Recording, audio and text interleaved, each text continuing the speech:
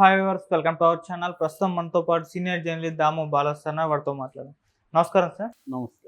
Sir, Sharmila గారిని రాహుల్ గాంధీ గారు మొన్న వచ్చినప్పుడు షాక్ ఇచ్చారు అని చెప్తున్నారు సార్. అసలు రాహుల్ గాంధీ గారు ఏం షాక్ ఇచ్చారు? అలాగే ఏపీలో చూసుకుంటే కాంగ్రెస్ పార్టీని పెద్దగా ఎవరు పట్టించుకోవడం లేదు. అందుకోసమే రాహుల్ గాంధీ గారు షర్మిల గారిని మందలించారని కూడా వార్తలు వస్తున్నాయి సార్. దీంట్లో నిజం ఎంతుందంటారు సార్? అంటే మందలించాడో లేదో మనకి చూసిన వాళ్ళు చెప్పలేదు కాబట్టి తెలీదు. బట్ జనరల్గా వాతావరణం చూసినప్పుడు నిన్నేం జరిగిందనేది చూస్తే రాహుల్ గాంధీ వచ్చాడు, వైఎస్ఆర్ ఘాట్ దగ్గర నివాళి అర్పించాడు.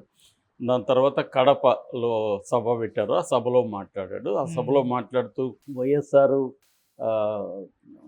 రాజీవ్ గాంధీ ఇద్దరు చాలా మంచి ఫ్రెండ్స్ అని చెప్పారు. అట్లాగే నాకు మెంటరు, పొలిటికల్ మెంటరు, నాకు నేను చేసిన భారత్ జోడో యాత్రకి ఇన్స్పిరేషన్ వైఎస్ఆరే.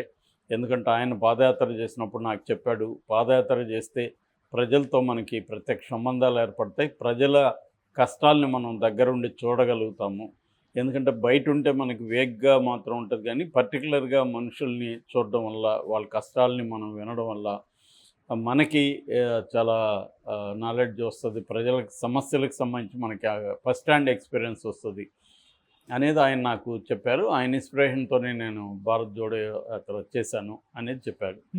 రెండవది, తాము అధికారంలోకి వస్తే ఆంధ్రప్రదేశ్కి ఏం చేస్తామనేది చెప్పాడు. దాంట్లో ప్రధానంగా ప్రత్యేక హోదా 10 ఏళ్ల పాటు ఆంధ్రప్రదేశ్కి ఇస్తాము, అది మేము ఇంతకుముందు కూడా చెప్పాము, దానికి కట్టుబడి ఉంటా ఉన్నాడు. అట్లాగే విశాఖ ఉక్కును ప్రైవేటు పరాన్ని ఆపుతామని చెప్పాడు. తర్వాత పోలవరాన్ని పూర్తి చేస్తామని చెప్పారు. తర్వాత అమరావతిని ఉంచుతామని చెప్పారు. తర్వాత కడప ఉక్కు ఫ్యాక్టరీని, స్టీల్ ఫ్యాక్టరీని నిర్మిస్తామని చెప్పాడు. ఇటువంటి హామీలు ఆయన ఇచ్చాడు. దాని తర్వాత ఇక్కడ బీజేపీ బి టీమే ఉంది. బీజేపీ అంటే ఆల్రెడీ షర్మిల చెప్పినట్టుగా బి అంటే బాబు, జే అంటే జగను, పి అంటే పవను. సో బీజేపీ అంటే బాబు, జగను, పవను అనేది ఆయన కూడా చెప్పాడు. సో ఈ 3 పార్టీలు కూడా బీజేపీకే ఊడిగం చేస్తున్నాయి, బీజేపీని ప్రశ్నించట్లేదు. బీజేపీ వల్ల రాష్ట్రానికి అన్యాయం జరిగింది. సో షర్మిలకి మీరు ఓట్లేసి గెలిపించండి, కాంగ్రెస్ పార్టీని అధికారంలోకి తీసుకురండి అనేది ఆయన ప్రధానంగా పిలిపించాడు. సో కాంగ్రెస్ 22 చోట్ల అక్కడ ఎంపీగా పోటీ చేస్తుంది, ఇంకొక 3 చోట్ల లెఫ్ట్ అభ్యర్థులు పోటీ చేస్తున్నారు. సో ఇప్పుడు ఈ క్రమంలో ఏంటంటే ఆ సభకి పెద్ద వందల సంఖ్యలో కూడా రాలేదు జనం అనేది కూడా రిపోర్ట్ అవుతుంది. సో ఏదేమైనా అది ఫ్లాప్ అయిందని చెప్తున్నారు. సో జనాల్ని సరిగ్గా సమీకరించలేకపోవడం, అట్లాగే ఓవరాల్గా Sharmila functioning of the party అంటే ఇక్కడ మనకు చూస్తే రేవంత్ రెడ్డి చాలా అగ్రెసివ్గా పొలిటికల్ బ్యాటిల్ చేశాడు. ఆయన పర్సనల్ బ్యాటిల్ కాదు, నిజానికి పర్సనల్గా ఆయన చాలా అవమానాలకు గురయ్యాడు.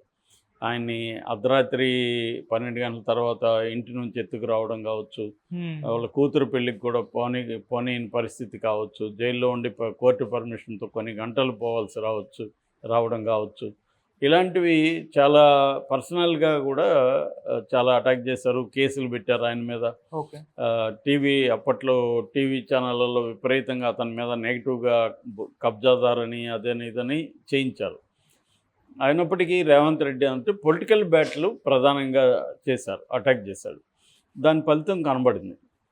ఇక్కడ చూసుకున్నప్పుడు ఈమె పొలిటికల్ బ్యాటిల్ చేయాలి. పొలిటికల్ బ్యాటిల్లో ఏముండాలి, జగన్ని పొలిటికల్గా ప్రధానంగా అటాక్ చేయాలి. నాకు పర్సనల్ విషయాలు నాకు అనవసరం, నేను పర్సనల్ విషయాలు మాట్లాడను, నాకు ఈ రాష్ట్రం ఇంపార్టెంట్, ఈ రాష్ట్రానికి సంబంధించి నేను అతన్ని ఒక పొలిటికల్ పార్టీ హెడ్గా చూస్తున్నాను, నా అన్నగా చూడట్లేదు అన్న నెరేటివ్ తీసుకెళ్ళుంటే ఆమెకి మైలేజ్ వచ్చిండేది. అట్లాగే ఆమె విమర్శించేటప్పుడు నేషనల్ లెవెల్లో కాంగ్రెస్ పార్టీకి బీజేపీ ప్రధాన శత్రు కాబట్టి ఇక్కడ కూడా బీజేపీ కూటమిని కూడా ఆమె గట్టిగా విమర్శించాలి. ఈ 2 పనులు చేయకుండా ఆమె ఏం చేసిందంటే మొత్తం కాంగ్రెస్ పార్టీని కుటుంబ పార్టీగా మార్చేసింది. రెండవది, కాంగ్రెస్ పార్టీలో వేరే వాళ్ళకి కూడా స్కోప్ ఇచ్చి ఉండాలి. అక్కడ సీనియర్ నాయకులు ఉన్నారు, రఘువీరారెడ్డి ఉన్నారు, తులసిరెడ్డి ఉన్నాడు, ఇట్లా చాలామంది నాయకులు ఉన్నారు, వాళ్ళకు కూడా స్పేస్ ఇచ్చి ఉండాలి.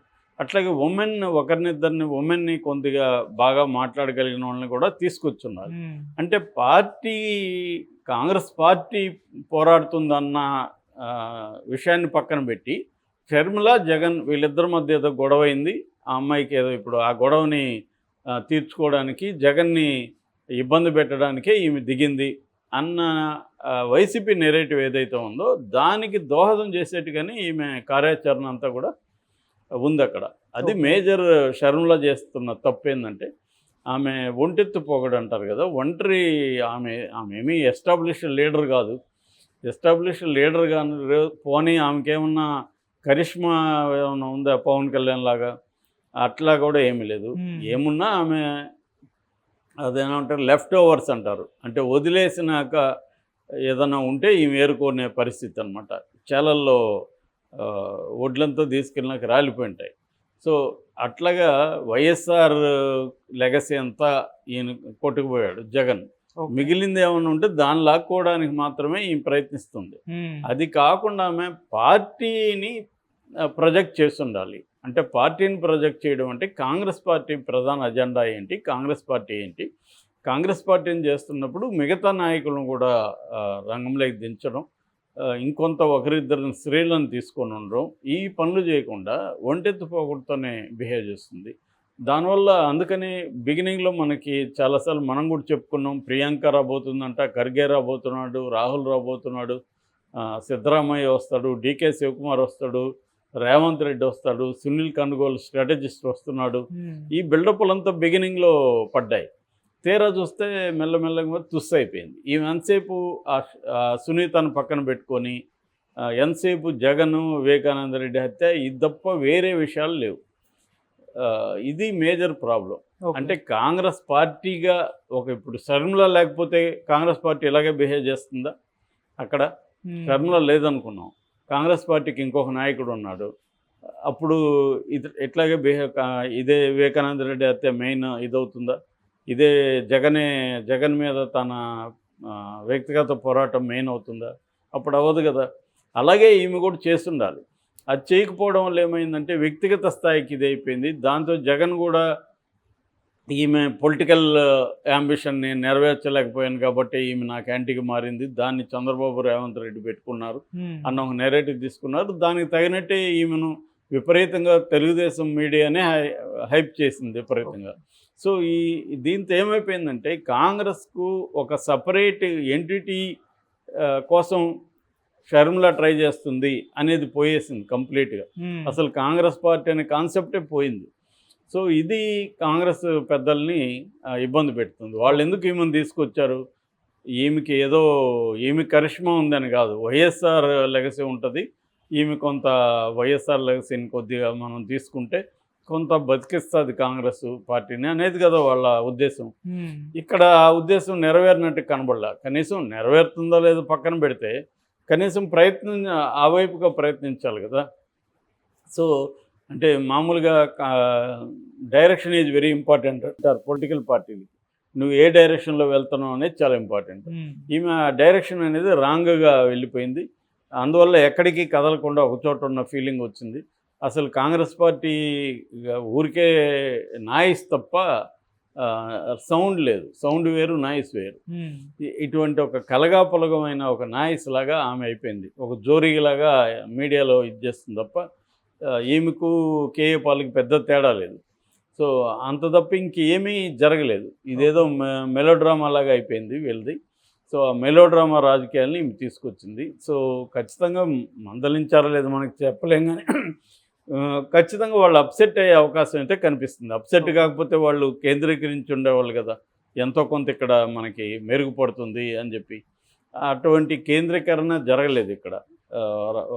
ఏదో మొక్కుబడిగా అది కూడా షర్మిలాని కడపలో గెలిపించాలన్నట్టుగా ఆయన వచ్చి వెళ్ళిపోయాడు తప్ప ఆయన ఇంకా వైజాగ్లోనూ ఇంకా కాంగ్రెస్కి ఇప్పుడు మడకసిరలో కాంగ్రెస్ వస్తుందని రవిప్రకాష్ ఆర్టీవీలో చెప్పాడు. కనీసం అట్టాడితే ఏదైనా బలమైన 1-2 నియోజకవర్గాలు గుర్తించి ఎమ్మెల్యేగా అక్కడన్నా రాహుల్ గాంధీనో ఖర్గేనో ఎవరో ఒకరు పెట్టుండొచ్చు కదా మీటింగు.